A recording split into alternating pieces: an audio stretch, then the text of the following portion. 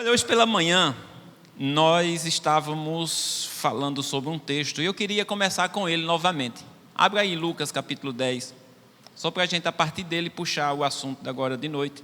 Lucas capítulo 10, o versículo 25, pode ler sentado mesmo, que a gente vai ler alguns textos, como sempre o pastor Marcena diz, com toda reverência, porque é a palavra de Deus, não é? Tente extrair o máximo possível, que Deus possa usar de misericórdia nessa noite e possa penetrar os nossos corações, que o Espírito de Deus venha falar conosco, que eu não seja a barreira dessa fala de Deus para a igreja, mas que o Espírito de Deus venha falar e nos ensinar essa noite, mais uma vez, em nome de Jesus. Caso o telefone celular tocar, aí você já desliga ele, né? Se ele tocar, não atenda, mas para ele não tocar, desligue. Eu vou até desligar o meu também, que aí, ou silencia ele aí, para a gente não ter problema. Lucas capítulo 10, versículo 25, vamos lá. Eis que se levantou um certo doutor da lei, tentando-o e dizendo: Mestre, que farei para herdar a vida eterna? Veja que começa com essa pergunta: Mestre, o que farei para herdar a vida eterna? E ele disse: o que está escrito na lei? Como lês? E respondendo ele, o doutor da lei, conhecedor da lei, disse: amarás o Senhor teu Deus de todo o teu coração e de toda a tua alma, de todas as tuas forças e de todo o teu entendimento, e ao teu próximo como a ti mesmo. E disse Jesus: respondeste bem, faze isso e viverás. Ele, porém, querendo justificar-se a si mesmo, disse a Jesus: e quem é o meu próximo? E respondendo Jesus disse: descia um homem de Jerusalém para Jericó e caiu nas mãos dos salteadores, os quais o despojaram e espancando-o se retiraram, deixando-o meio morto. E ocasionalmente descia pelo mesmo caminho um certo sacerdote e vendo-o passou de largo. E de igual modo também um levita chegando àquele lugar e vendo-o passou de largo. Mas um samaritano que ia de viagem chegou ao pé dele e vendo-o moveu-se de íntima compaixão. E aproximando-se atou-lhe as feridas, aplicando-lhe azeite e vinho, e pondo-o sobre a sua cavalgadura, levou-o para uma estalagem e cuidou dele. E partindo ao outro dia, tirou 2 dinheiros e deu-os ao hospedeiro e disse-lhe: cuida dele, e tudo o que demais gastares, eu te pagarei quando voltar. E Jesus pergunta, versículo 36, qual, pois, destes 3 te parece que foi o próximo daquele que caiu nas mãos dos salteadores? E o doutor respondeu: o que usou de misericórdia para com ele. Disse, pois, Jesus: vai e faz da mesma maneira. Então nós estávamos pela manhã conversando sobre isso. E surgiu, não é, perguntas, nós conversamos entre nós aqui. E uma pergunta que foi surgida, e talvez eu não respondi da forma, não sei, e a gente começou, né, os irmãos falarem, a gente foi entrando nos assuntos e acabou que o tempo terminou. E depois eu disse: a gente vai continuar então isso à noite. Porque nós falamos aqui que o samaritano tinha acontecido algo dentro dele. O samaritano diz que ele moveu-se de íntima compaixão. E eu estava dizendo que esse samaritano, ele sentiu o que Jesus sentia pelas pessoas. Em vários lugares na Bíblia a gente vai ver a narração daqueles que escreveram o que nós temos aqui, dizendo que Jesus tinha movido de íntima compaixão para com as pessoas. E esse homem também, nessa história que Jesus conta aqui, nessa parábola, diz que ele também se moveu-se de íntima compaixão com aquele, e por isso ele vai lá e ele ajuda, e ele faz o que ele fez, onde as pessoas religiosas não fizeram. E quando o homem que estava querendo saber quem era o próximo, e Jesus pergunta: quem você acha que foi o próximo? pessoas da sua própria comunidade ou pessoas de uma outra comunidade que o ajudou. O doutor da lei disse aquele que usou de misericórdia para com ele. E a resposta de Jesus foi: vai e faz do mesmo jeito. Então, irmãos, a ordem do Senhor para nós, porque quando o homem pergunta o que fazer para ser salvo, Jesus pergunta para ele, por ele ser um doutor da lei, ele ia conhecer. Jesus pergunta o que está escrito. A resposta dele é correta, e Jesus diz: você respondeu bem. A resposta dele é amar o teu Deus acima de todas as coisas, com toda a tua força, toda a tua intensidade, todo o teu coração, e amar o teu próximo como a ti mesmo. Quando ele responde isso, Jesus diz: é exatamente isso, faça isso e você viverá. Então isso é uma ordem de Deus, não é uma sugestão de Deus de nós amarmos a Deus acima de todas as coisas e amarmos o próximo como a nós mesmos, de nós fazermos para as pessoas o que nós gostaríamos que as pessoas fizessem para conosco. E a pergunta que surgiu, Carlinhos perguntou assim: pastor, mas aqui o homem sentiu de íntima compaixão. E se a gente não sentir nada, vai fazer sem sentir nada e fazer só porque é uma ordem? E eu disse assim: pergunta difícil. E aí começou então a gente conversar sobre isso, e conversamos, e acabou que talvez eu não tenha fechado o assunto. E eu queria fechar agora, queria fechar hoje, porque a gente vai para um outro texto aqui também de Lucas, no capítulo 5, Lucas capítulo 5, o versículo 1. Então naquele momento foram tendo várias respostas, se eu não sinto nada, não tem como eu fazer. Não, a gente faz mesmo sem a gente sentir. Aí, não, a gente tem que ter cuidado com o nosso coração, que ele é enganoso. Às vezes a gente acha que está sentindo e não sente, às vezes a gente acha que não está sentindo e sente. Foram todas as respostas. E a gente foi conversando sobre isso. Mas eu queria fechar então esse assunto. Em nome de Jesus, que Deus possa realmente encontrar espaço em nossos corações. No caso aqui, esse tema que nós vamos falar é de obediência. Obediência à palavra. E eu falei aqui sobre obediência, está com pouco tempo, um mês atrás, dia 4 de dezembro, eu preguei aqui sobre obedecer a Deus, obedecer a sua palavra, e hoje a gente vai usar outros textos, mas o tema é o mesmo, obedecer. Então veja aqui, capítulo 5 de Lucas, o versículo 1, diz assim: aconteceu que, apertando a multidão para ouvir a palavra de Deus, estava ele junto ao lago de Genezaré.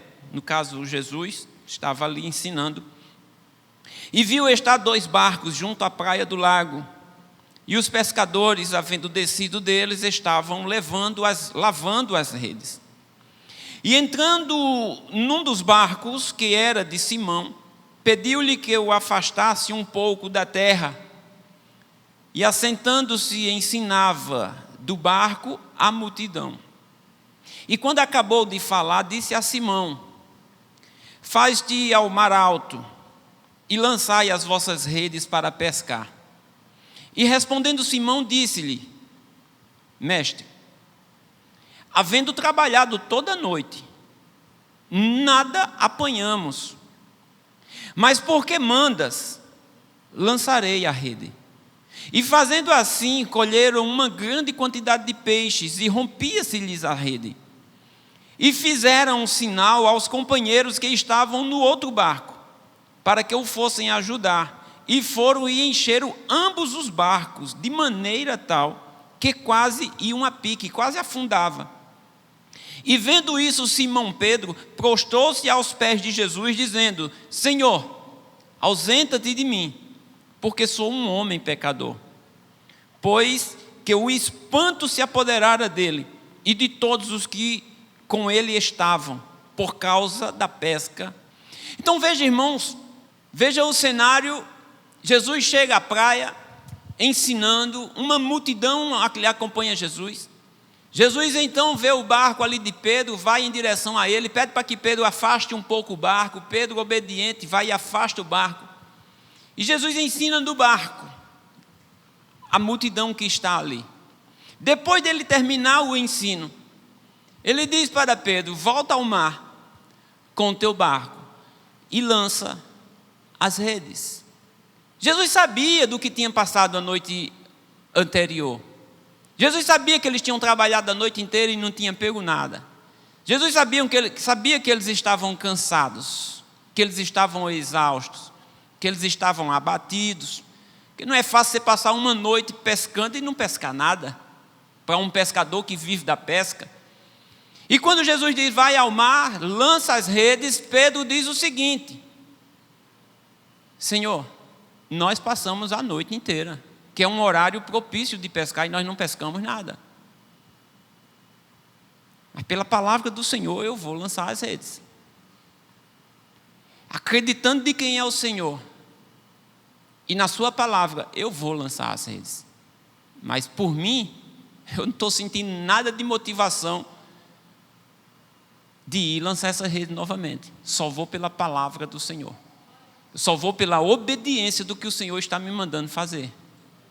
E ele foi, e quando ele lança as redes, que ele puxa as redes, é tanto peixe que ele não dá conta sozinho, e ele faz sinal, as pessoas que estão com Pedro ali, faz sinal para que os outros barcos, o outro barco venha ajudar. E era tanto peixe que quase os 2 barcos afundavam com tanto peixe. Então aqui a gente vê, irmãos, que a questão não é nem a gente sentir alguma coisa. Muitas vezes é pela obediência. É a obediência à palavra de Deus. A palavra de Deus, ela é soberana sobre nossas vidas. Deus, ele deve ser o Senhor das nossas vidas.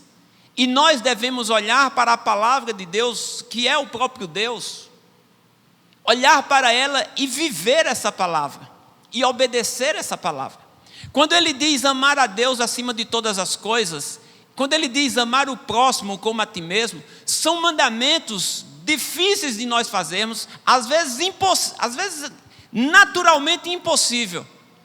E aí nós vamos voltar ao tema que nós estamos aí há meses falando, que sem o Espírito de Deus em nossas vidas, a gente não consegue obedecer a palavra de Deus. Muitas vezes a gente vai estar esperando verdadeiramente sentir alguma coisa para poder fazer a vontade de Deus, para poder obedecer a palavra de Deus. Se nós fôssemos vir à igreja somente quando a gente sentisse alguma coisa, muitos de nós não estaríamos aqui hoje. Alguns estão aqui hoje por obediência, por saber que aqui é o lugar de nós estarmos hoje.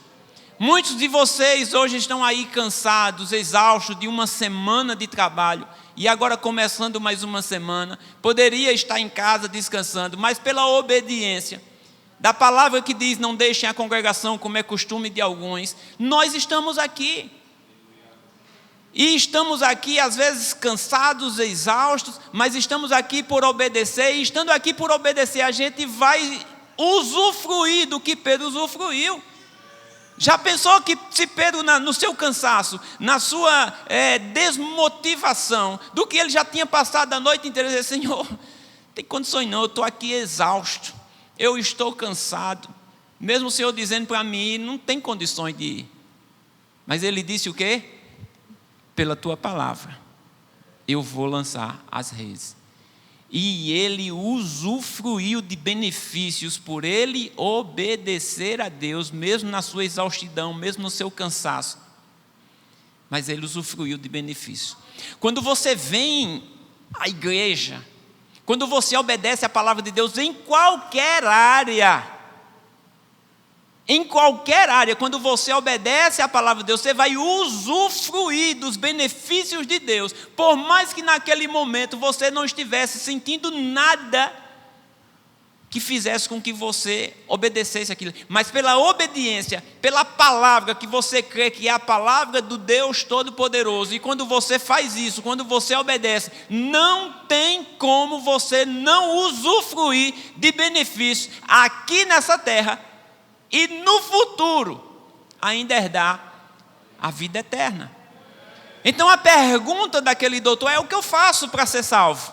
O que é que está na lei? Está na lei que é assim e assim. Ele disse: então faça assim. Diferente Diferente de nós não fazermos, diferente de nós não obedecermos, irmãos, não tem como entrar no reino de Deus. Em Deuteronômio, capítulo 26, Deuteronômio 26, é o 5º livro da Bíblia. Deuteronômio 26, o versículo 16. Neste dia o Senhor teu Deus te manda fazer esses estatutos e juízos, te manda fazer. Guarda-os, pois, e faze-os com todo o teu coração e com toda a tua alma. Então a vontade de Deus para com o seu povo, e nós somos o povo de Deus hoje, a vontade de Deus é que nós façamos toda a sua vontade. Tudo que Deus manda para nós são mandamentos de paz, são mandamentos para o nosso bem. Deus não manda nós fazermos nada para causar danos a nós, mas sempre trazer o bem, nos aperfeiçoar, nos ajustar diante do seu caráter. Então nós precisamos ter isso em mente e começar verdadeiramente a obedecer, mas é toda a palavra de Deus. Não se desviar nem para a direita, nem para a esquerda. Se o mandamento é amar a Deus acima de tudo e amar o próximo como a mim mesmo, e eu não consigo isso por ser natural, o que é que eu preciso fazer? Continuar buscando o Espírito de Deus, porque sem Ele nós não podemos fazer nada.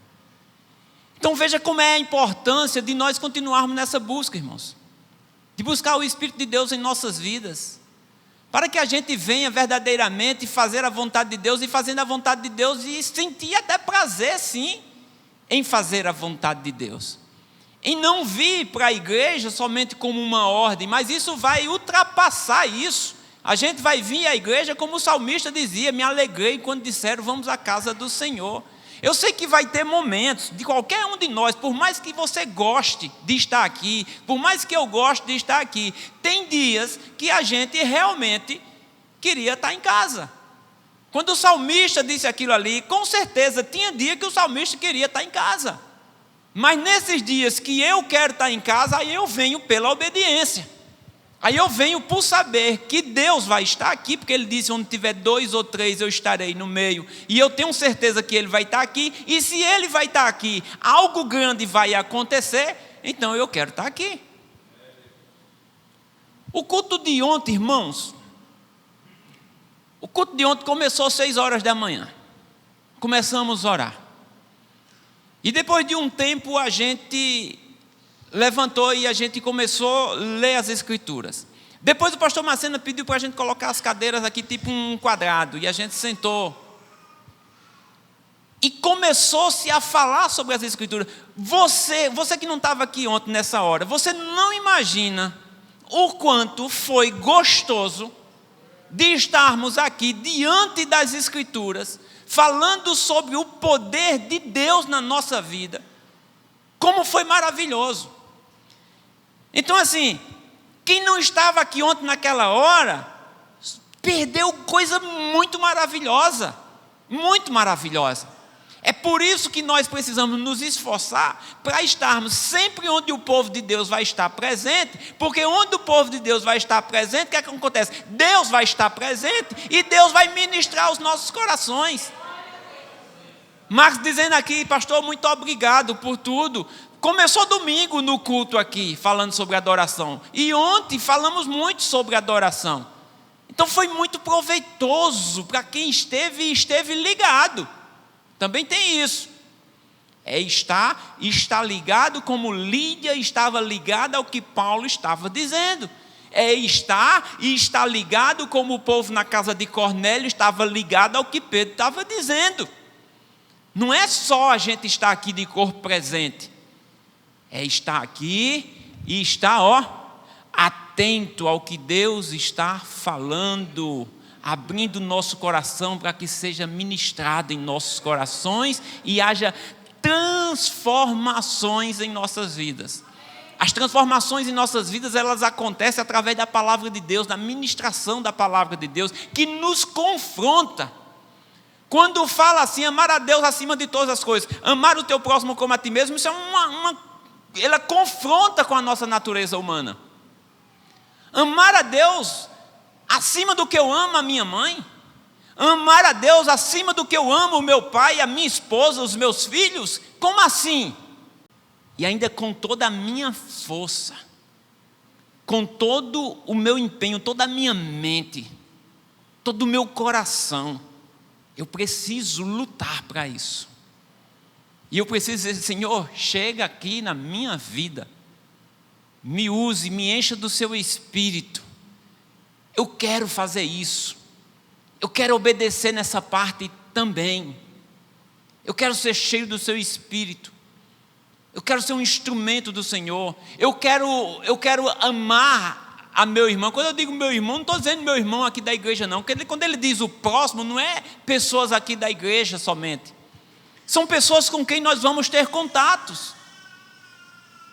Isso é uma ordem, ama o teu próximo como a ti mesmo. Se nós conseguirmos fazer esses 2 mandamentos, Jesus diz assim, você vai cumprir toda a vontade de Deus. Paulo fala sobre isso também. Você está cumprindo toda a exigência de Deus. Amando a Deus acima de tudo e amando o teu próximo como a ti mesmo, é tudo que Deus quer. Relacionamento entre eu e Deus e relacionamento entre eu e as pessoas. É isso que Ele quer de nós. Em Josué, você está em Deuteronômio, é só avançar um pouquinho, que é o 6º livro da Bíblia, Josué, o capítulo 1,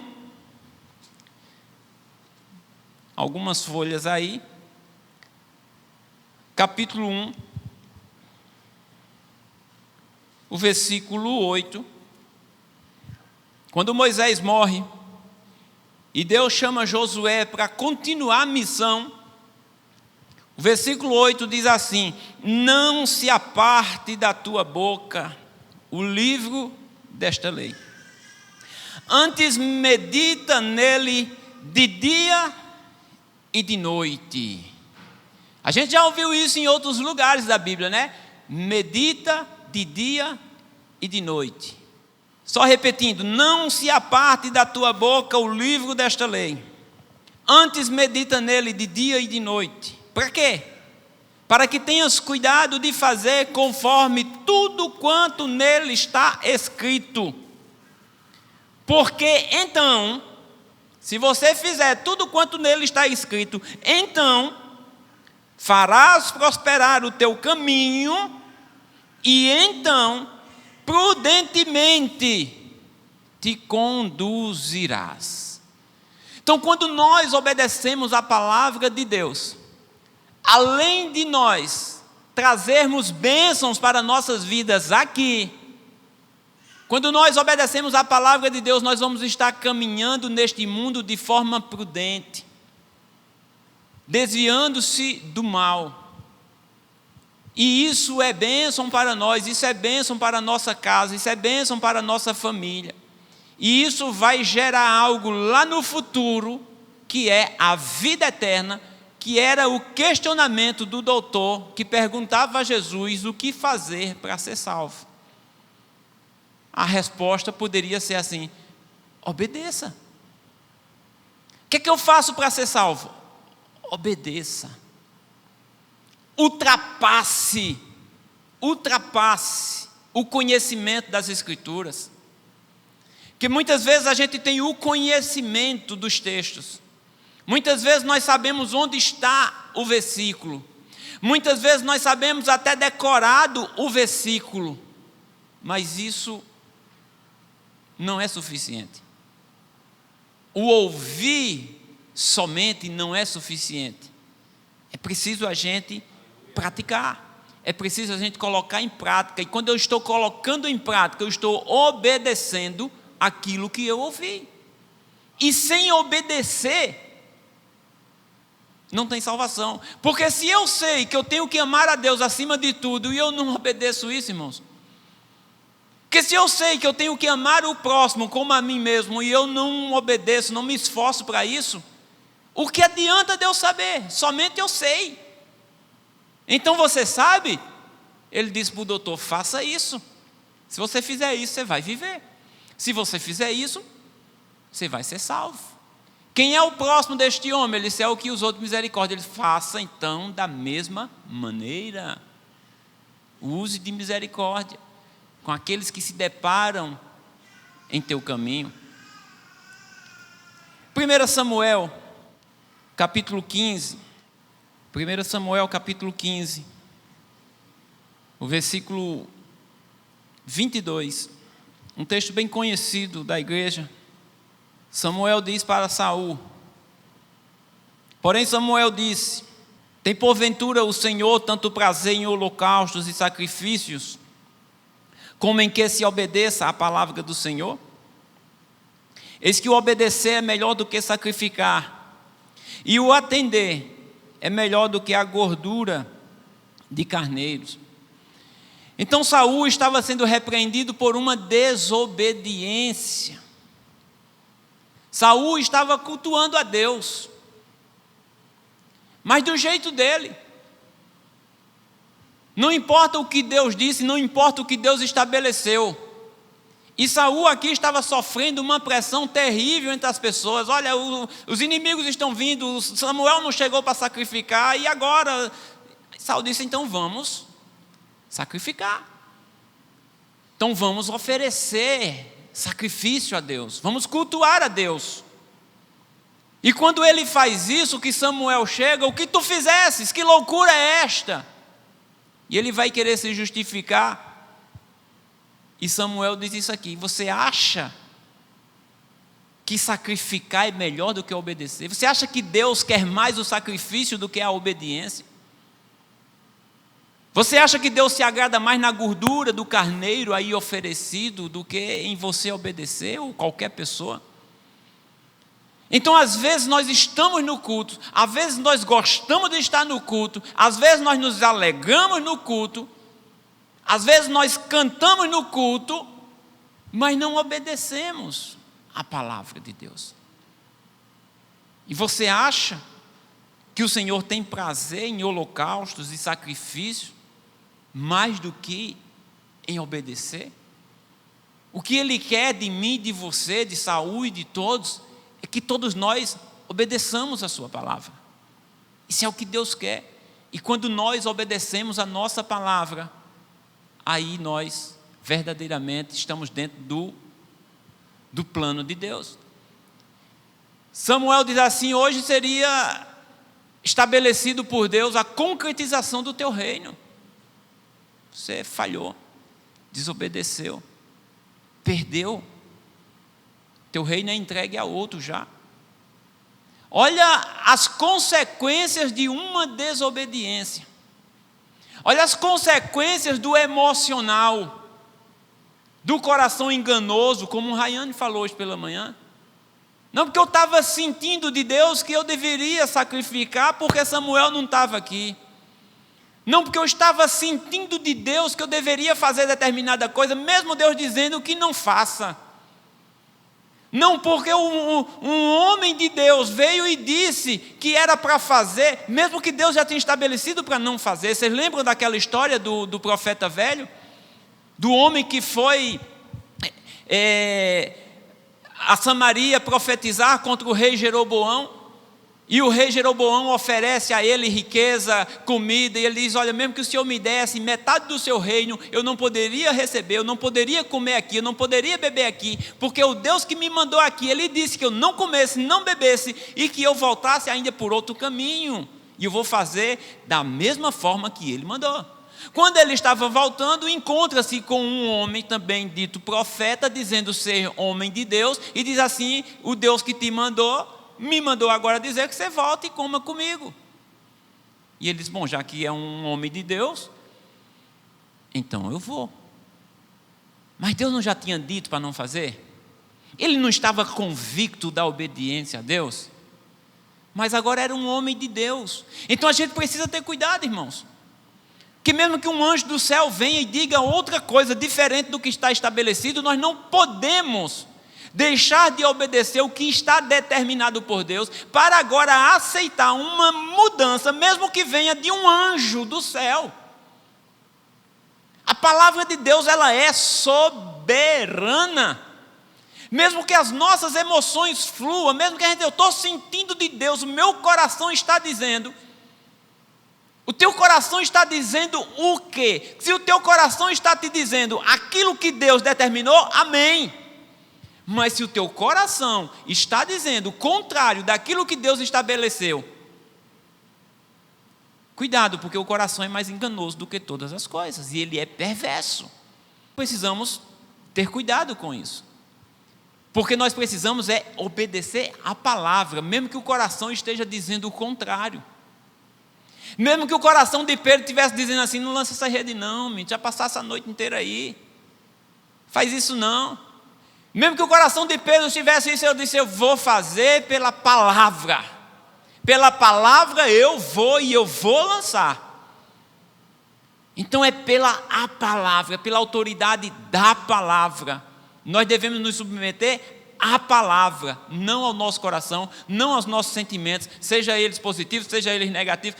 O que determina a nossa vida é a palavra de Deus.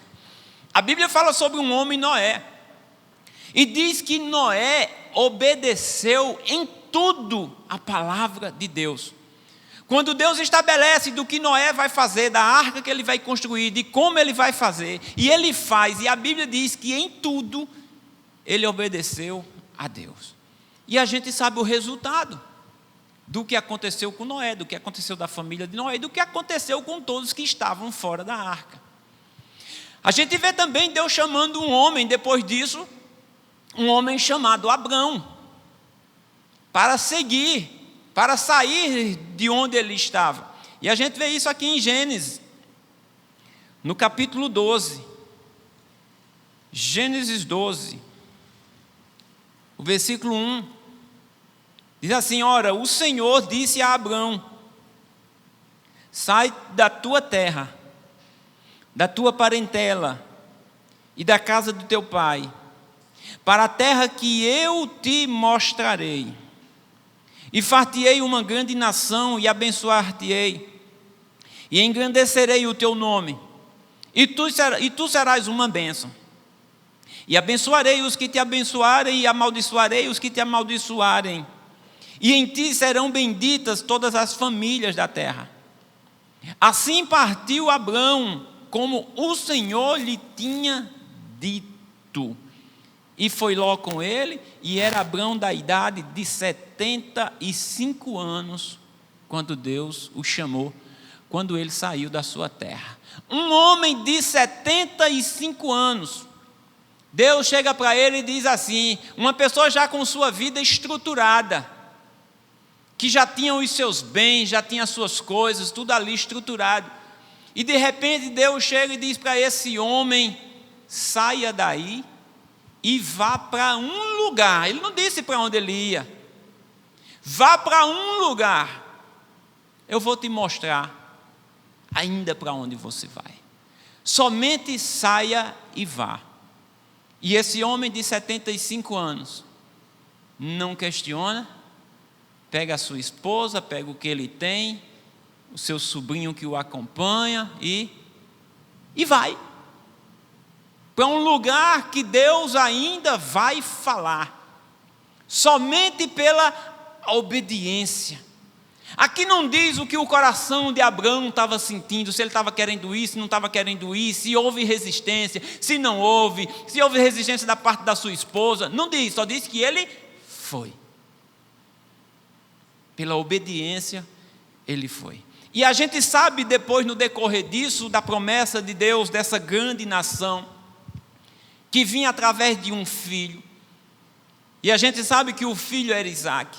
E depois que esse filho nasce, Deus faz um outro pedido, que foi até usado pelo pastor Macena para falar sobre adoração. Mas Deus faz esse outro pedido, que não é bem um pedido, é uma ordem. Sai daí e vai para o lugar onde eu vou te mostrar. Abraão, agora já não era mais Abrão, era Abraão. Abraão, pega o teu filho, o teu único, pega ele e vai para um determinado lugar. Lê aí comigo Gênesis 22. Gênesis 22, o versículo 1. E aconteceu, depois destas coisas, que tentou Deus a Abraão e disse. Esse tentou não é a tentação que a gente conhece não, viu, irmãos? Porque Deus a ninguém tenta, a Bíblia diz. Em outras traduções vai estar aprovou, colocou Abraão à prova. Na tentação como nós conhecemos, para que alguém peque, a Bíblia diz que Deus nem é tentado e nem tenta a ninguém. E ele disse a Abraão, eis-me aqui. E disse, toma agora o teu filho, o teu único filho. O pastor Marcelo explicou essa questão do único, porque ele já tinha outro filho, Ismael. O teu único filho, Isaque, a quem amas, e vai-te à terra de Moriá, e oferece-o ali em holocausto sobre uma das montanhas que eu te direi. E diz que Abraão, irmãos, fez exatamente isso. Que palavra dura, que palavra pesada, difícil de obedecer. Mas diz que Abraão organiza tudo para o holocausto. E ele vai exatamente como o Senhor mandou, no lugar que o Senhor mandou. E diz que foi 3 dias de caminhada. E quando ele chega, que Deus disse assim, vá para a terra de Moriá, e lá eu vou te dizer qual é o monte que você vai me adorar. Que Abraão chega lá e diz, nós vamos adorar e voltaremos daqui a pouco.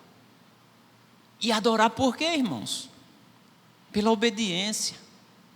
Quando nós obedecemos a Deus, nós adoramos a Deus. Nós adoramos a Deus pela obediência.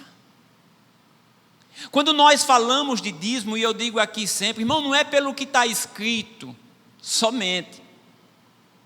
Não é somente pelo que está escrito, porque quando Abraão, esse aqui, dizimou, não tinha nada escrito, ele dizimava por ele, mas hoje tem escrito.